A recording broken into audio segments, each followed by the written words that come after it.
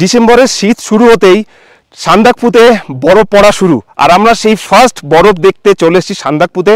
তো আপনাদেরকে আজকের এই ভিডিওতে বলবো, স্পেশালি আপনি যদি সান্দাকফু আসার প্ল্যানিং করেন তো কীভাবে আসবেন, কী কী জিনিস মাথায় রাখতে হবে, কী কী নিয়ে আসবেন, কোন সময় আসবেন, কীভাবে হোটেল বুকিং করবেন, সব ডিটেলস আজকের আমরা এই ভিডিওতে বলবো। একটু ইনফরমেটিভ ভিডিও। আর এরপরে আমরা আরেকটা ভিডিও বানাবো যেখানে আমরা সান্দাকফু ট্রিপটা আমরা কেমনভাবে এনজয় করেছি সেটা আপনাদের সঙ্গে শেয়ার করবো। তো চলুন জেনে নেওয়া যাক যে আপনি যদি সান্দাকফুতে আসার প্ল্যান করেন তো বেস্ট টাইম কোনটা। তো আপনাদেরকে বলে দিই, ডিসেম্বর থেকে মার্চ বেস্ট টাইম সান্দাকফু আসার জন্য। ডিসেম্বর থেকে এলে মানে এই সময়টা এলে আপনি পাবেন বরফ, আর মার্চের দিকে এলে বরফের থেকে এখানে যে ফুলের বাগান রয়েছে সেই ফুলের বাগান কিন্তু দারুণ এনজয় করতে পারবেন। সেই সময়টা হয়তো অতটা বরফ থাকবে না, কিন্তু যে ফুলের বাগান, এখানে প্রচুর নানা রকমের পাহাড়ি ফুল আপনি দেখতে পাবেন। তো ডিসেম্বর থেকে মার্চ হলো সব থেকে বেস্ট টাইম। আর যখন এই ট্যুরের প্ল্যান করবেন আপনাদের সঙ্গে কী কী জিনিস অবশ্যই থাকতে হবে। দেখুন, আমরা শিলিগুড়ি থেকে এসেছি, শিলিগুড়িতে এত ঠান্ডা ছিল না, তো জ্যাকেট তো অবশ্যই আনতে হবে। ভেতরে থার্মোকটের মানে ইনার পরে থাকলে খুবই ভালো হয়। আর এই যে টুপি, এটা কিন্তু আমরা ইগনোর করেছিলাম যে অত ঠান্ডা পড়বে, কিন্তু টুপি মাস্ট। একটা হুডিও আনতে পারেন সঙ্গে করে, আর তার সঙ্গে সঙ্গে গ্লাভসটা আনাও খুব দরকারি। এখন দেখুন অতটা বরফ পড়েনি, তাও হাত বেশ ভালোই জমে যাবে। তো এরকম একটা গ্লাভস আপনি এখান থেকে কিনেও নিতে পারেন। আমরা এই গ্লাভস কিনেছি, দেখুন গ্লাভসগুলো খুব সুন্দর দেখতে, এখানেও পেয়ে যাবেন, তবে আপনি কিনেও আনতে পারবেন। আর তার সঙ্গে সঙ্গে লাগবে জুতো, প্রপার জুতো লাগবে, কারণ বরফের ওপর যখন আপনি হাঁটবেন নর্মাল জুতো হলে কিন্তু স্লিপ করার একটা দারুণ সম্ভাবনা থাকে। সেকেন্ড জিনিস হচ্ছে খাবার দাবার। দেখুন এখানে হোটেল প্রচুর রয়েছে, খাবারের কোনো চাপ নেই। একটু নেপালি টাইপের খাবার খেতে হতে পারে, কিন্তু খাবারের কোনো অসুবিধা নেই। কিন্তু একটা গরম জলের ফ্লাক্স অবশ্যই সঙ্গে রাখবেন।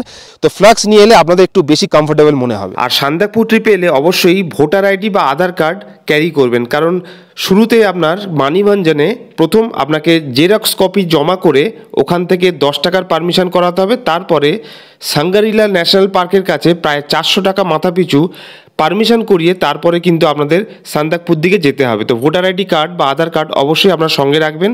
আর পার হেড 450 থেকে 500 টাকা আপনার পারমিট হিসাবে খরচা হবে।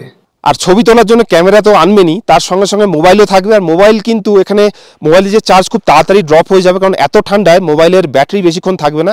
তো মেক শিওর আপনারা মোবাইলের সঙ্গে সঙ্গে একটা এক্সট্রা মানে পাওয়ার ব্যাঙ্ক বা মোবাইলটা ফুল চার্জ করে তবেই আসবেন, কিন্তু মোবাইলের চার্জ খুব তাড়াতাড়ি এখানে আমাদের শেষ হয়ে গেল।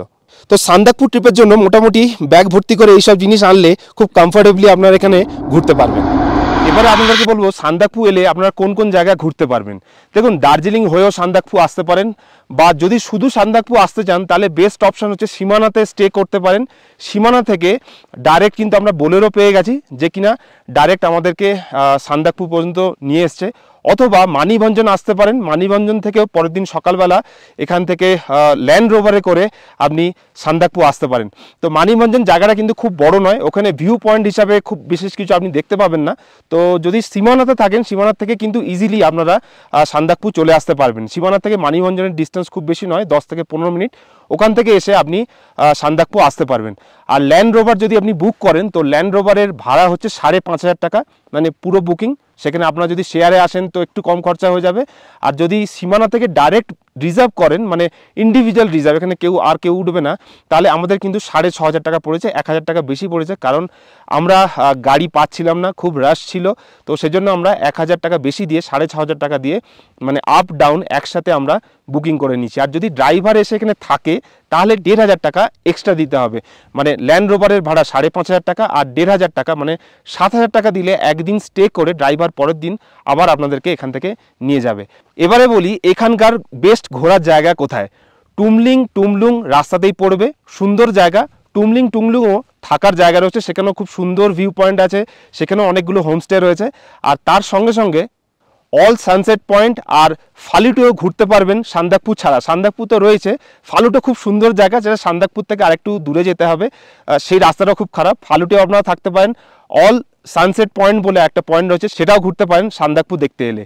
তো এই কটা প্লেস রয়েছে যেটা সান্দাকফুর আশেপাশে ঘোরার জায়গা।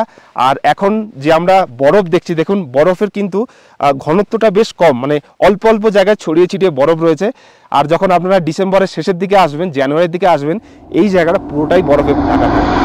এবারে আপনাদের বলবো সান্দাকফু এলে কি কি প্রবলেম আপনাদের ফেস করতে হবে। সব থেকে বড় চ্যালেঞ্জ এই সময় আসতে গেলে রুম বুকিং। রুম কিন্তু খুব অ্যাভেলেবেল নয়, এখানে রুমের একটু চাপ রয়েছে। সান্দাকফুতে খুব নাম্বার অফ হোমস্টের সংখ্যা কিন্তু কম, আর গাড়ি বুকিং, গাড়িও একটু এক্সপেন্সিভ হয়ে যাবে, খুব বেশি গাড়িও পাওয়া যাবে না। ল্যান্ড রোভার অ্যাভেলেবেল, আগের থেকে বুকিং করতে হবে। দ্বিতীয় কথা হচ্ছে যে এখানে বেশ ভালোই ঠান্ডা, তো ঠান্ডার যাদের প্রবলেম আছে সেই ঠান্ডাটা কিন্তু এখানে এসে একটু অ্যাডজাস্ট করা মুশকিল হবে। তৃতীয় আর মোস্ট ইম্পর্টেন্ট পয়েন্ট, এখানকার রাস্তা। দেখুন, কারোর যদি কোমরে আর ঘাড়ে ব্যথা থাকে, এই রাস্তা কিন্তু তাদের জন্য খুবই ভয়ানক। মানে আমি অনেকবারই ড্রাইভারের গায়ে পড়ে যাচ্ছিলাম। তো আমি জিজ্ঞেস করলাম যে এই রাস্তার ডেভেলপমেন্ট হয়নি কেন, বা আপনারা কেন কিছু বলছেন না সরকারকে যে এই রাস্তাটা চেঞ্জ করার জন্য, এত সুন্দর ট্যুরিস্ট স্পট। তো যে আনসারটা পেলাম সেই আনসারটা শুনলে আপনাদের একটু অবাক লাগবে যে দেখুন, আজকের ডেটে এই রাস্তাটা এইরকম বলেই এখানে ল্যান্ড রোভার এখনও চলছে, বহু পুরনো ল্যান্ড রোভার, যেগুলো প্রায় 50-60 বছরও পুরনো। তো সেই ল্যান্ড রোভার আছে, মানে এই রাস্তাটা আছে বলেই সেই ল্যান্ড রোভারগুলো এখনও তাদের বিজনেস করছে বা তাদের জীবিকা নির্বাহ করছে। রাস্তা পরিষ্কার হয়ে গেলে যে কোনো গাড়ি নিয়ে অনায়াসে যে কেউ আসতে পারবে। যাই হোক, এটা একটা কথার কথা। তাও ল্যান্ড রোভারের ফিল যদি আপনি পেতে চান, তো রাস্তার এই মানে ডিফিকাল্টিটা আপনাকেও ফেস করতে হবে। কালী পোখরার পরের যে রাস্তাটা আমরা পেয়েছিলাম, মানে ছোট্ট একটা কালো লেক, তারপরেই যে রাস্তাটা পেয়েছিলাম ভয়ানক রাস্তা ছিল। মানে আমি অনেকবারই এদিক ওদিক হেলে গেছি, আর ক্যামেরা তো ধরেই রাখতে পারিনি, এতটাই রাস্তা খারাপ ছিল। তো সেইটা কিন্তু আপনাদের একটা মেন্টাল প্রিপারেশন নিয়ে আসতে হবে যে খুব বাজে রাস্তার সম্মুখীন আপনাদের হতে পারে। আর ফাইনালি একটা ছোট্ট প্রবলেম এখানে হবে, সেটা হচ্ছে মোবাইলের নেটওয়ার্ক। যেমন অলমোস্ট এটা নেপালের মধ্যেই বলতে পারেন। তো অনেক মানে রাস্তার এপাশটা ইন্ডিয়া আর এপাশটা নেপাল, একদম রাস্তার পাশাপাশি। তো নেপালের এই এরিয়াতে এলে কিন্তু আপনার ফোনে একদমই টাওয়ার থাকবে না। আর হোটেলে ওয়াইফাই থাকলে সেই হোটেলেই আসবেন। তো এখানে প্রত্যেক হোটেলে মোটামুটি ওয়াইফাই অ্যাভেলেবেল। একমাত্র জিও সিম এখানে চলতে দেখেছি, জিও আর বিএসএনএল যদি আপনাদের থাকে, তাও এখানে কিন্তু আপনারা নেটওয়ার্ক পেয়ে যাবেন। একটু দুর্গম আর অফবিট জায়গায় আসতে গেলে আপনাদের একটু ভয়ানক রাস্তা পার করতেই হবে। আর যদি আমাদের মতন আপনি অ্যাডভেঞ্চার ভালোবাসেন, তো সান্দাকফু ট্রিপ আপনাকে লাইফে একবার অবশ্যই করতে হবে। আমি তো ডেফিনেটলি আরেকবার আসবো। আর যেখানে বসে আছে দেখুন, পুরো দারুণ লাগছে। আর ওই জন্য অনেক শর্ট টাইমে আজকে আমরা সান্দাকফু ট্রিপ কমপ্লিট করলাম। আর ডেফিনেটলি আমাদের চ্যানেলে যদি আপনি ফার্স্ট টাইম আসেন, তো চ্যানেলটিকে অবশ্যই সাবস্ক্রাইব করে নেবেন। এরপরে ফুল সান্দাকফু ট্রিপ যেভাবে আমরা এটাকে কাটিয়েছি, পুরো ডিটেলসে পরের ভিডিওতে নিয়ে আসবো। আর কমেন্টসে অবশ্যই লিখবেন যদি আপনাদেরও এইরকম অভিজ্ঞতা থাকে, তো আপনারা কীভাবে এনজয় করেছেন সেই সান্দাকফু ট্রিপটাকে।